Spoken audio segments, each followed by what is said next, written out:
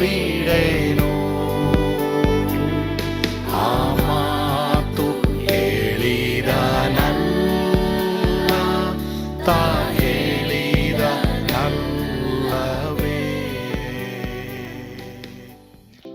ಯೇಸು ಕೈ ಬಿಡನು ದೈನಂದಿನ ಸತ್ಯವೇದ ಅಧ್ಯಯನಕ್ಕೆ ನಿಮ್ಮೆಲ್ಲರನ್ನು ನಾನು ಆಹ್ವಾನಿಸುತ್ತೇನೆ. ಇಂದು ನಾವು ಸೈತಾನ್ನ ಮಾತನ್ನು ಕೇಳಿದ ಎರಡನೆಯ ವ್ಯಕ್ತಿ, ಇವನು ಆದಿಕಾಂಡ 4ನೇ ಅಧ್ಯಾಯದಲ್ಲಿ ಇವನ ಬಗ್ಗೆ ನಾವು ನೋಡ್ತೇವೆ. ಅವನೇ ಕಾಯಿನ ಎಂಬುದಾಗಿ ನಾವು ನೋಡ್ತೀವಿ.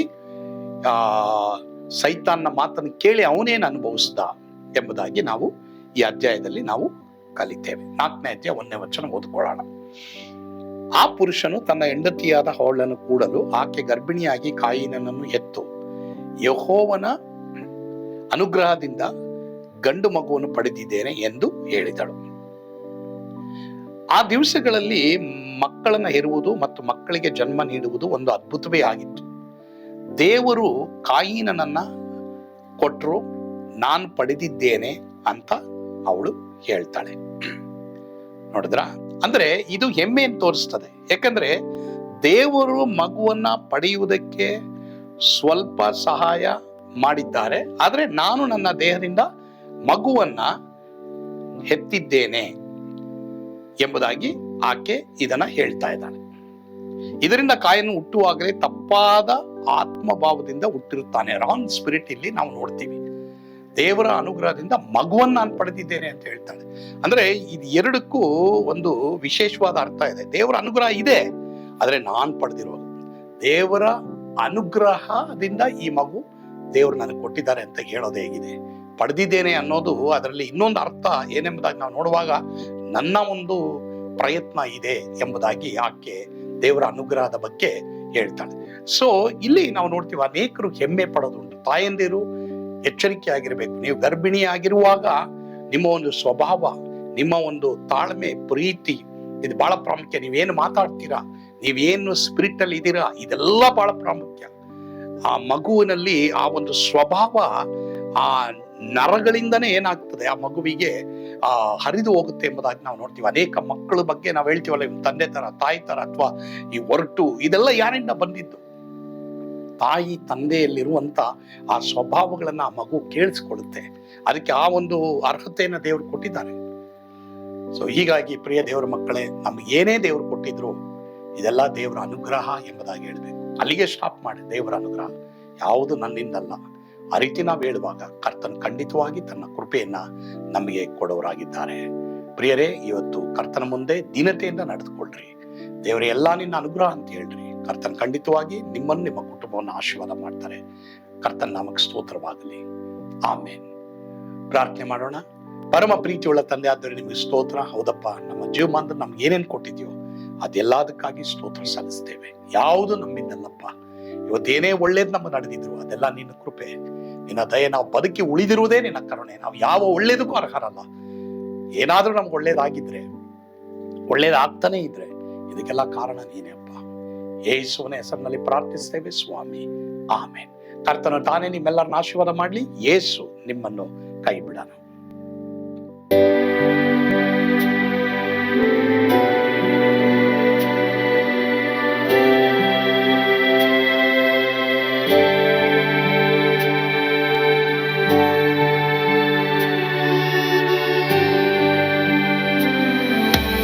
ನಾನು ಆತ್ರದಲ್ಲಿ ಇರುವಾಗಲೂ ನೀನು ಭಯಪಟ್ಟು ಓಡಬಾರದು. ನನ್ನ ಮಾತನಂಬಿ ಸ್ಥಿರವಾಗಿರು.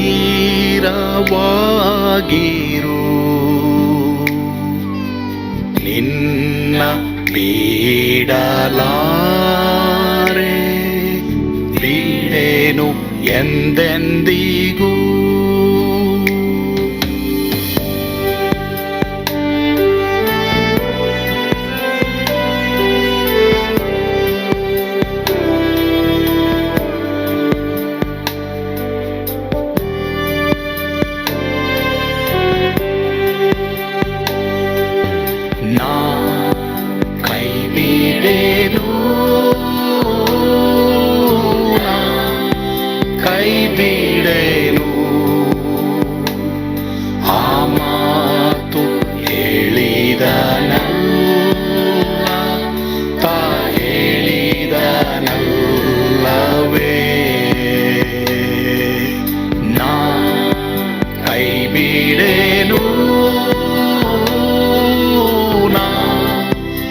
ಕೈ ಬಿಡೆನು.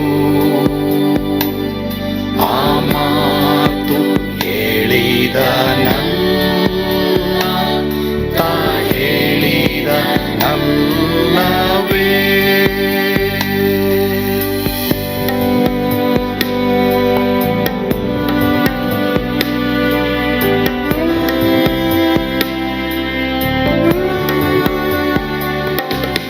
ಸುತ್ತಲೂ ಹೂಗಳು ಬಾಡಿ ಹೋದರು, ಮೇಲೆ ಸ್ವರ್ಗದೋಳು ಬಾದಲಾಗದು.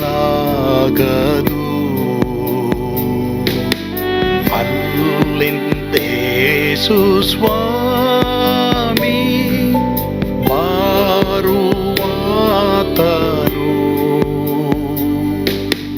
ನನ್ನ ಬಿಡಲಾರ, ನನ್ನನ್ನು ಕೈ ಬಿಡಲು. ನಾ ಕೈ ಬಿಡೆನು, ನಾ ಕೈ ಬಿಡೆನು. ಆ ಮಾತು ಹೇಳಿದ ನನ್ನ ತಾ ಹೇಳಿದ ನಲ್ಲವೇ. ನಾ ಕೈ ಬಿಡೆನು, ನಾ ಕೈ ಬಿಡೆನು. ಆ ಮಾತು ಹೇಳಿದ ನನ್ನ ತಾ ಹೇಳಿದ ನಲ್ಲವೇ.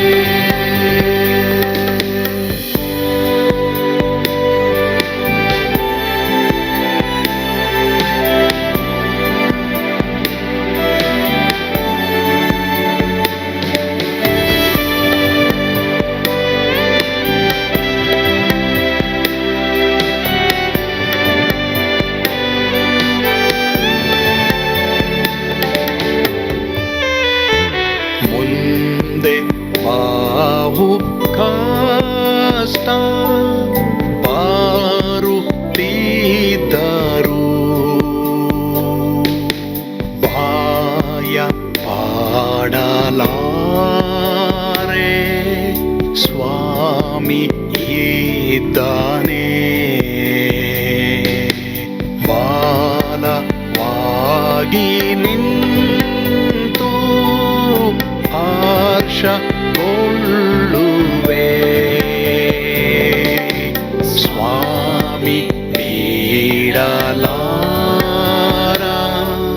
ಸ್ವಾಮಿ ನನ್ನ ಕೈ ಬಿಡಲು.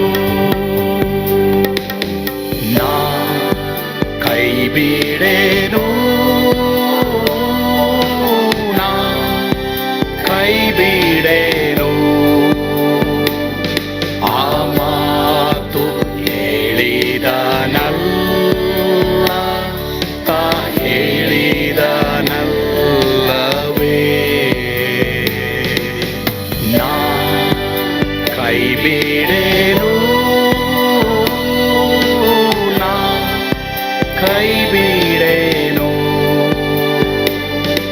ಆ ಮಾತು ಹೇಳಿದ ನಲ್ಲ ತಾ ಹೇಳಿದ ನಲ್ಲವೇ, ತಾ ಹೇಳಿದ ನಲ್ಲವೇ.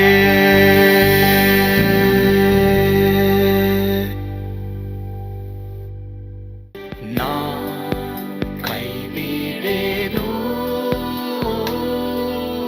ನಾ ಕೈ ಬಿಡೆನು.